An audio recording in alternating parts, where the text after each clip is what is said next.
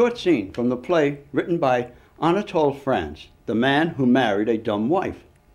This scene is between a lawyer, Master Adam Fumet, and Judge Leonard Botal, a judge in civil and criminal cases. The play is about the judge married to a loving and beautiful woman whose one fault is that she cannot speak. She listens, she smiles, she nods, or shakes her lovely head. But beyond that, she does not speak. So doctors are brought into the plot with huge instruments and wisdom, and forthwith the wife is made to speak. After that, she never stops, except for a trembling moment to grasp for breath.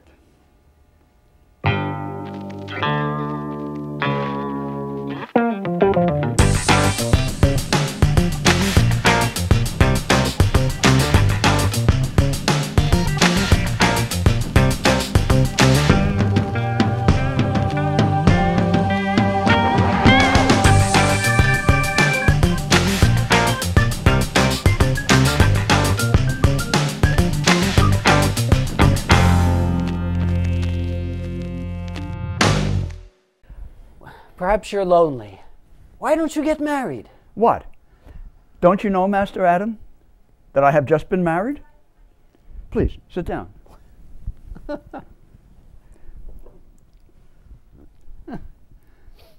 Only a few months ago, to a girl from one of our best country families, young and beautiful, Catherine Mo Michel, the seventh daughter of the criminal court judge at Salency.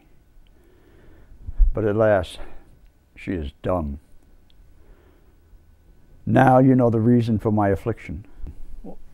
Your wife is dumb? Alas, yes. Quite dumb? As a fish. And you didn't notice it till after you'd married her? Of course I noticed it. I couldn't help noticing it. But it didn't seem to make so much difference to me then as it does now. I considered her beauty and her property, and I thought of nothing but the advantages of the match and the happiness that I should have with her. But now these matters seem less important, and I do wish she could talk. That would be a real intellectual pleasure for me, and what's more, a practical advantage to the household. What does a judge need most in his house? I don't know. Why, your good-looking wife, to receive the suitors pleasantly, and by subtle suggestions, gently bring them to the point of making proper presents, so that their cases may receive more careful attention. People need to be encouraged to make proper presents. A woman, by clever speech and prudent action, can get a good ham from one and a roll of cloth from another, and still make another give poultry or wine. But this poor dumb thing, Catherine, gets nothing at all. While my fellow judges have their kitchens and cellars and stables and storerooms overflowing with good things, I hardly get wherewithal to keep the pot boiling. So you see, Master Adam, what I lose by having a dumb wife, I'm not worth half as much. And the worst is, I'm losing my spirits and almost my wits with it all. But when I hold my wife in my arms, a woman as beautiful as the finest carved statue, at least so I think, and quite as silent, that I am sure of.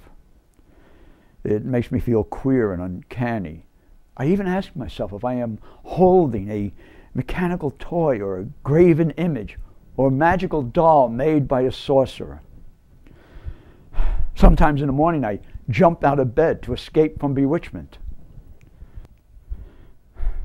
And worse yet, what with having a dumb wife, I'm going dumb myself. Sometimes I catch myself using expressions as she does. The other day on the bench, I even pronounced judgment in pantomime and condemned a man to the galleys just by dumb show and gesticulation. Enough, say no more. I can see that a dumb wife may make a pretty poor conversationalist.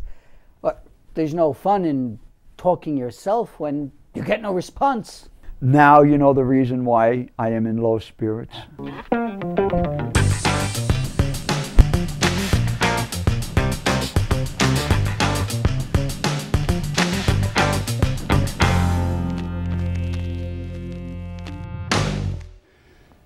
Dialogues of the Gods, Hephaestus and Apollo. In Greek mythology, Hephaestus was the son of Zeus and Hera. He served as a blacksmith of the gods. Apollo was recognized as the god of light, music, and poetry, and more. In this scene, they are talking about Hermes, the son of Maia, who was the daughter of Atlas. The rapidly maturing infant, Hermes, crawled away, whereby nightfall of his first day he stole from Apollo and others.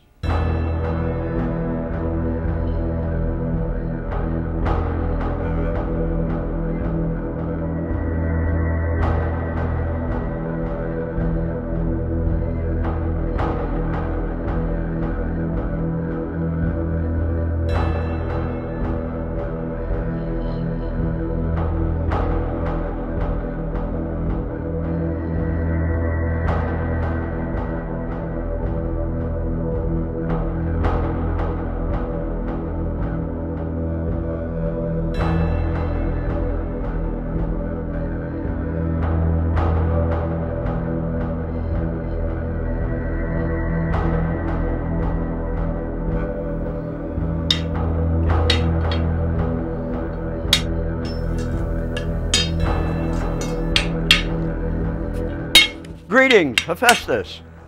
Apollo, what can I do for you? I'm in need of bow and arrows. Oh, arrows. What do you think I am, a carpenter? Let's see. Warped. Well, give me about a week. I see you're busy.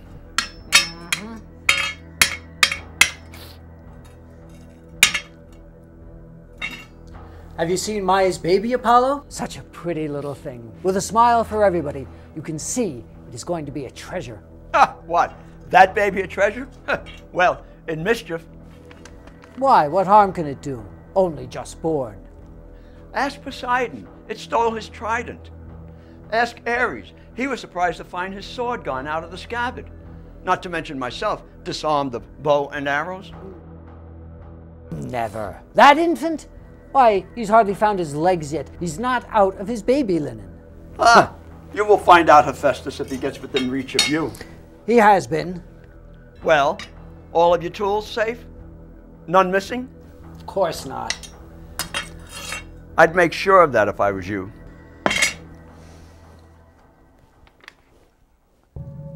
Zeus, where are my pincers? Ha! Ha! Ha!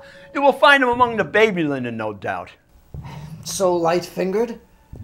One would swear he'd practiced petty larceny in the womb. And you don't know what a glib young chatterbox he is. And if he has his way, he is to be our errand boy. Yesterday, he challenged Eros, tripped up his heels somehow, and had him on his back in a twinkling. And before the applause was over, he took the opportunity of a congratulatory hug from Aphrodite to steal her girdle. And then Zeus, he had not done laughing. His scepter was gone. And if the thunderbolt had not been too heavy and very hot, he'd have made away with that too. Well, the child has some spirit to him, by your account. Spirit, yes, and some music, moreover, as young as he is. Now, how can you tell that? He picked up a dead tortoise somewhere and contrived an instrument with it. He fitted horns to it with a crossbar, stuck in pegs, inserted a bridge, and played a sweet, tuneful thing that made an old harper like me quite envious.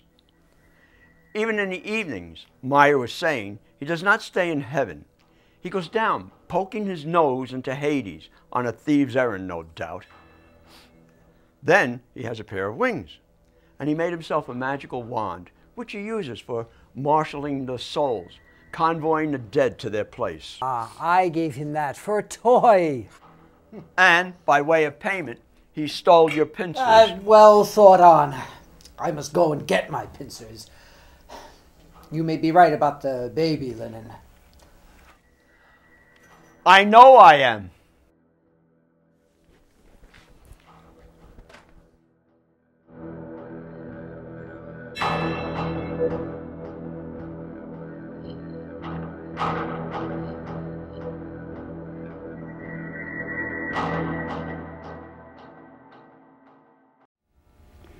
Next, Dialogues of the Dead, a scene between Menipus and Charon, both from Greek mythology. Charon describes why he was bored with life and decided to end it.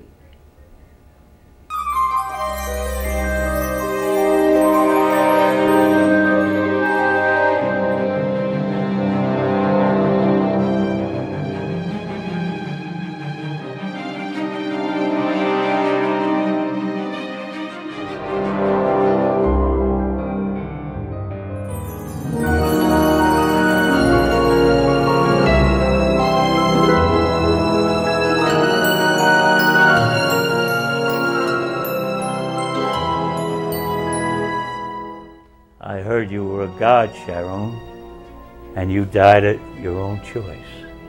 You were rightly informed.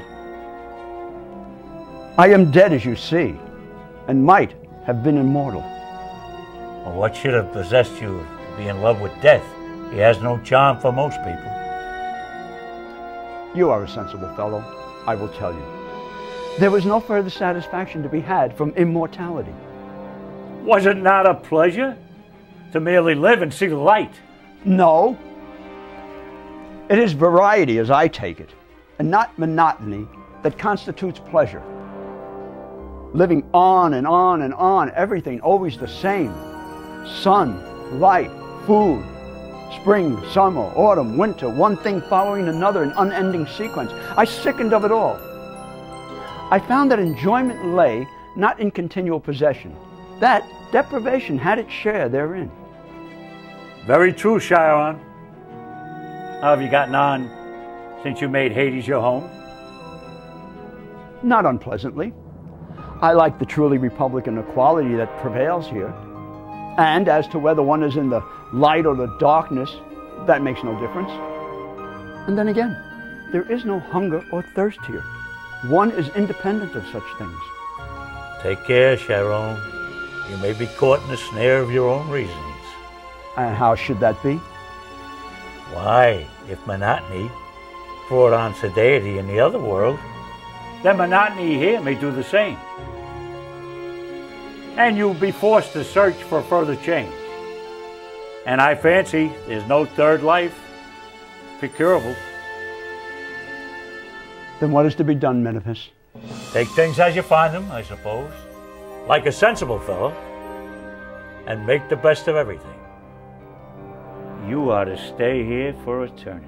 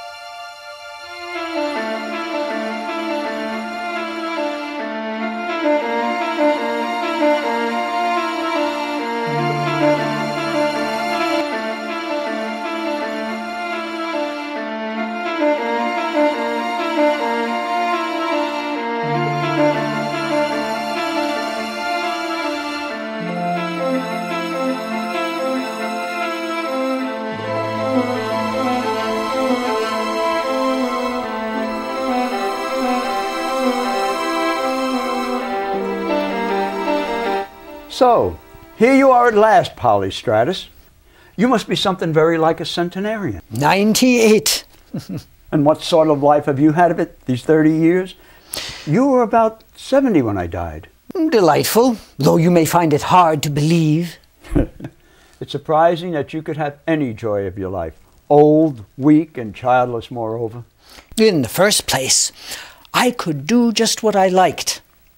There were still plenty of beautiful and dainty women. Perfumes were sweet. Wine kept its bouquet. Sicilian feasts were nothing to mine. This is a change, to be sure. You were very economical in my day. Ah, but my simple friend, these good things were presents, came in streams. Why, from dawn my doors were thronged with visitors, and in the day it was a procession of the fairest gifts of earth. Why, you must have seized the crown after my death. Oh, no, it was only that I inspired a number of tender passions. Tender passions indeed. What, you, an old man with hardly a tooth left in your head? Certainly. Why, the first of our town's ladies were in love with me, such as I am, old, gray, blear-eyed, roomy.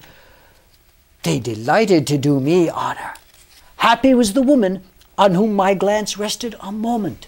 Well, then you had some adventure, and God granted your prayer and made you young and fair and handsome. No, no, I was as you see me, and I was the object of all desire. I give it up. Why? I should have thought you knew the violent passion for old men who have plenty of money and no children. Now I comprehend your old beauty, old fellow. It was the golden Aphrodite bestowed it. I assure you, Phyllis, I had a good deal of satisfaction out of my lovers. They idolized me, almost. Often I would be coy and shut some of them out. Such rivalries, such jealous emulations. And how did you dispose of your fortune in the end? I gave each a promise to make her my heir. She believed, and treated me to more attentions than ever. Meanwhile, I had another genuine will, which was the one I left, with a message to them all to go hang. And who was the heir by this one? One of your relations, I suppose? Not likely. It was a beautiful young maid I had lately bought. Age? About 20. I can guess her duties. Well, she deserved the inheritance much better than they did. She was a barbarian and a rascal. But by this time, she has the best of society at her beck. So, she inherited, and now she is one of the aristocracy. Her smooth chin and her foreign accent are no bars to her being called nobility. More beautiful than Cleopatra. Well, I don't mind. Let her be Empress of Greece if she likes. Just as long as she keeps the property away from that other crew.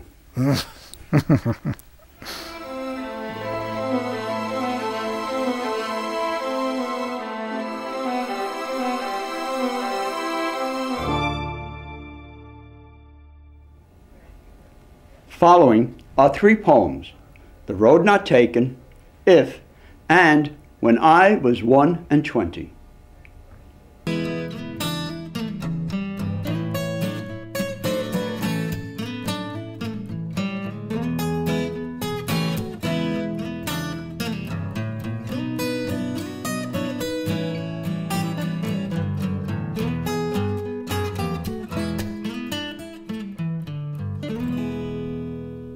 The Road Not Taken by Robert Frost. 2 roads diverged in a yellow wood, and sorry I could not travel both and be one traveler. Long I stood and looked down one as far as I could to where it bent in the undergrowth, then took the other, just as fair and having perhaps the better claim, for it was grassy and wanted wear.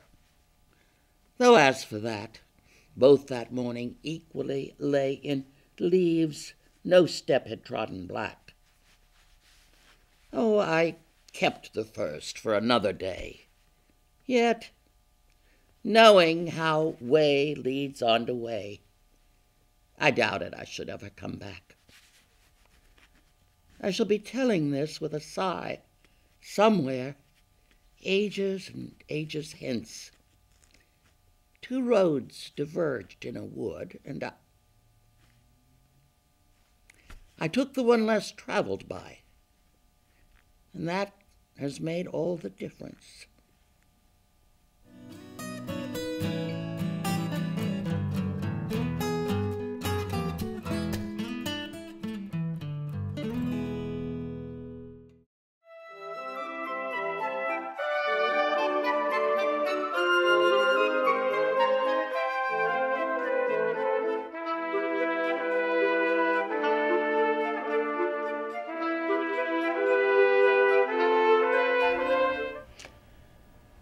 If you can keep your head when all about you are losing theirs and blaming it on you, if you can trust yourself when all men doubt you, but make allowance for their doubting too, if you can wait and not be tired by waiting or being lied about, don't deal in lies, or being hated, don't give way to hating, and yet don't look too good nor talk too wise. If you can dream and not make dreams your master, if you can think and not make thoughts your aim, if you can meet with triumph and disaster and treat those two impostors just the same, if you can bear to hear the truth you've spoken twisted by knaves to make a trap for fools, or watch the things you gave your life to broken, and stoop and build them up with worn-out tools, if you can make one heap of all your winnings and risk it on one turn of pitch and toss and lose, and start again at your beginnings, and never breathe a word about your loss, if you can force your heart and nerve and sinew to serve your turn long after they are gone, and so hold on when there's nothing in you except the will which says to them, hold on. If you can talk with crowds and keep your virtue, or walk with kings, nor lose the common touch, if neither foes nor loving friends can hurt you, if all men count with you, but none too much, if you can fill the unforgiving minute with 60 seconds worth of distance run, yours is the earth and everything that's in it, and, which is more, you'll be a man, my son.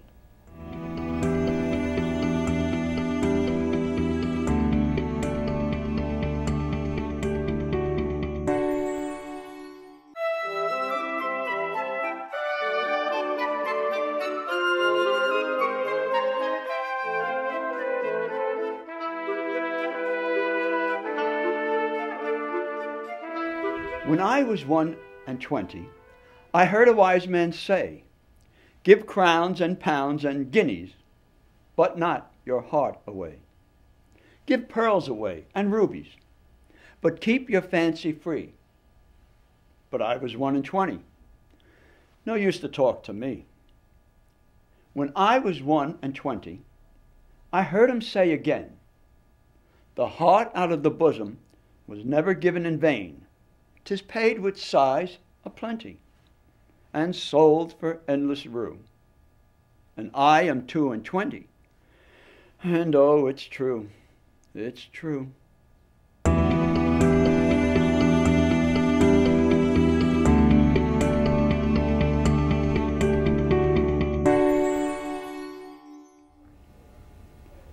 Now for something different.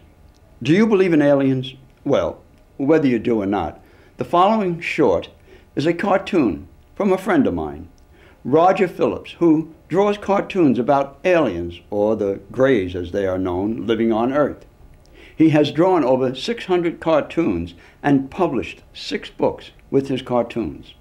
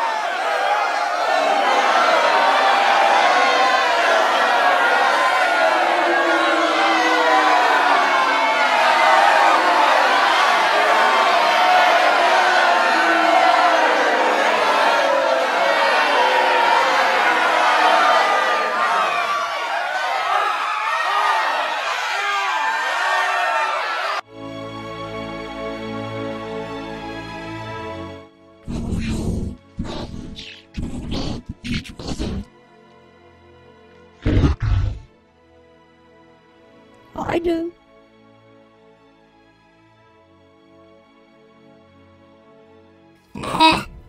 I give him 6 months.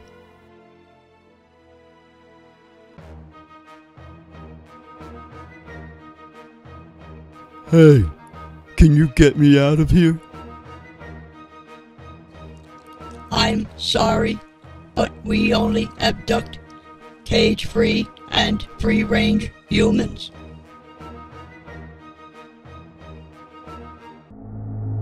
Oh.